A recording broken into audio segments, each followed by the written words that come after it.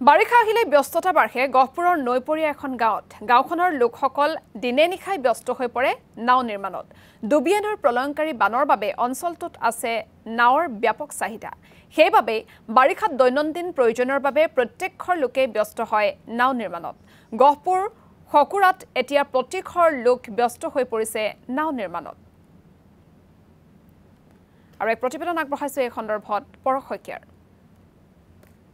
বাৰিষা অহাৰ লগে লগে নৈপৰীয়া ৰাইজসকলৰ প্ৰধান আহিলা হৈ পৰে তেওঁলোকৰ একমাত্ৰ নাওখন এতিয়া গহপুৰৰ শৰকৰা অঞ্চলকে আদি কৰি যিসমূহ দক্ষিণাঞ্চলৰ প্ৰতি ঘৰে ঘৰে এতিয়া নাও বনোৱাত ব্যস্ত হৈ পৰিছে মিস্ত্ৰীসকল আৰু মই বৰ্তমান শৰকৰাত আহি উপস্থিত আছোঁ আৰু ভিডিঅ' জাৰ্নেলিষ্ট প্ৰণৱ আছে প্ৰণৱে ইতিমধ্যে দেখাইছে যে এনেদৰে এতিয়া নাও বনোৱাত নৈপৰীয়া যিসকল ৰাইজ আছে ৰাইজসকলে ইতিমধ্যে নাও বনোৱাত ব্যস্ত হৈ পৰিছে কিয়নো বাৰিষা অহাৰ লগে লগে তেওঁলোকৰ একমাত্ৰ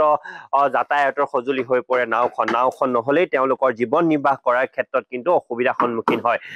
ইয়াৰে লোক আছে মই পোনে পোনে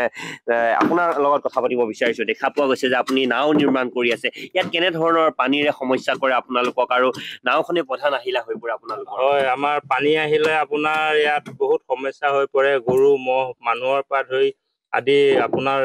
ওলাব সোমাব নোৱাৰা হৈ পৰে আপোনাৰ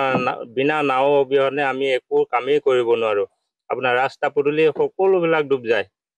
আমাৰ প্ৰধান নাওখনেই মেইন হৈ পৰিছে নাও নহ'লে মানে ইয়াত আপোনাৰ থাকিবলৈ বহুত সমস্যা হৈ পৰে কিমান নাও এতিয়া নিৰ্মাণ কৰিছে আপোনাৰ এতিয়াতো প্ৰায় আমি